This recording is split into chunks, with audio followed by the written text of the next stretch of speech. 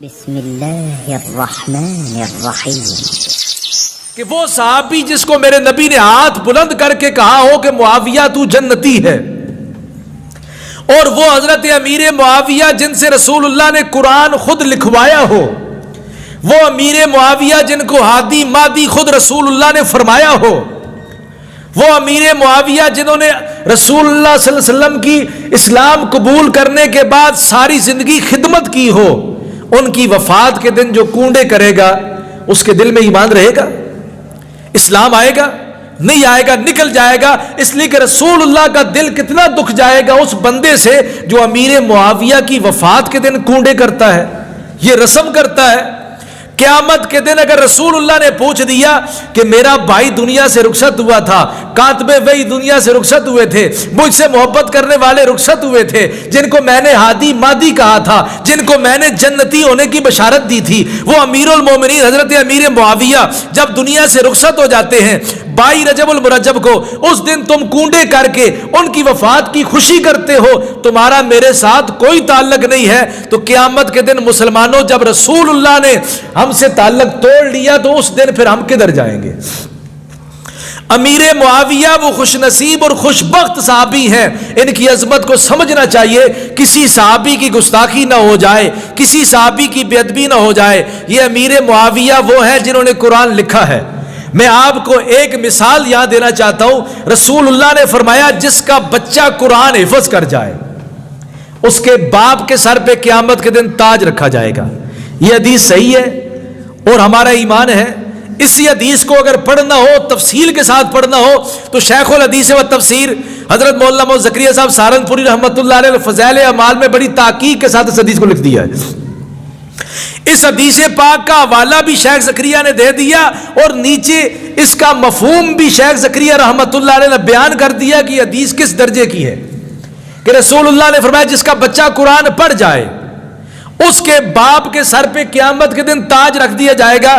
تو مجھے بتائیں، میرا بیٹا قرآن پڑھے تو میرے سر پہ تاج آ گیا، تو جس امیر معاویہ نے قرآن لکھا ہے ان کا مقام قیامت کے دن کیا ہوگا؟ سوچنے کی بات ہے کہ قرآن جس امیر معاویہ نے لکھا ہے اس قرآن کو پڑھنے پر مراتب مل رہے ہیں، مقام مل رہا ہے۔ قرآن پڑھو گے حافظ بنو گے، قرآن پڑھو گے عالم بنو گے، قرآن پڑھو گے مفتی بنو گے، قرآن پڑھو گے فقہا اور محدثین بنو گے۔ قرآن نے تمہیں عزت دے دی، قرآن مجید کی وجہ سے تمہارا مرتبہ بڑھا، تمہارا مقام بڑھا، تو خود تصور کرو کہ قرآن لکھنے والے کا مقام کیا ہوگا امیر معاویہ کا۔ اور دوسرے نمبر پر یہ بات بھی سمجھنے کے لیے اور قابل غور ہے، کوئی آدمی دنیا سے چلا گیا، فوت ہو گیا، پیچھے قرآن پڑھ کے ثواب بھیجا جاتا ہے کہ نہیں بھیجا جاتا؟ میرا اور آپ کا ایمان ہے کہ والد صاحب انتقال کر گئے، بھائی انتقال کر گیا، ماں انتقال کر گئی، بہن انتقال کر گئی، پیچھے دعا کی جا رہی ہے، قرآن مجید پڑھا جا رہا ہے، ان کو اجر ملتا ہے، ان کو ثواب ملتا ہے۔ تو اگر قرآن مجید پڑھنے سے مقام اور مرتبہ مل جائے، شان اور عزت مل جائے، تو امیر معاویہ کے نامہ اعمال میں کتنی نیکیاں ہوں گی جنہوں نے پوری امت کو قرآن لکھ کے دیا ہے۔ تو ہر صحابی کا مقام اور مرتبہ نرالا ہے۔ کسی ایک صحابی کی عزت اور عظمت کو سمجھنے کے لیے اس کا کردار پڑھنا پڑے گا، اس کی گفتار پڑھنی پڑے گی، ہمیں پتہ چلے گا کہ رسول اللہ سے محبت کرنے والے دل اور جان سے پیار کرتے تھے میرے نبی سے صحابہ کرام۔ تو یہ امیر معاویہ رضی اللہ تعالیٰ عنہ جنہوں نے رسول اللہ صلی اللہ تعالی وسلم، اور پھر دوسری بات میں آپ کو بتا دوں، یہ جماعت صحابہ ہیں، یہ جماعت صحابہ ہیں۔ ایک دوسری بات یہ ہے کہ ہم سب کسی ایک صحابی کا بھی انکار نہیں کرتے، اہل بیت میں سے کسی ایک اہل بیت رسول کا انکار نہیں کرتے، اس لیے کہ صحابہ کرام بھی اور اہل بیت اعظام بھی میری اور آپ کے ایمان کا حصہ ہے۔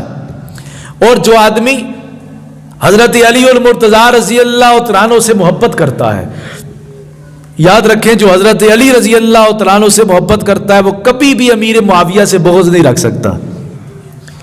کہتے ہیں امیر معاویہ رضی اللہ عنہ خلافت 19 سال دور خلافت ہے حضرت امیر معاویہ کا، سب سے زیادہ دور خلافت حضرت امیر معاویہ کا ہے۔ اور امیر معاویہ رضی اللہ تعالیٰ عنہ نے اسلام کے لیے بے پناہ قربانیاں دی ہیں.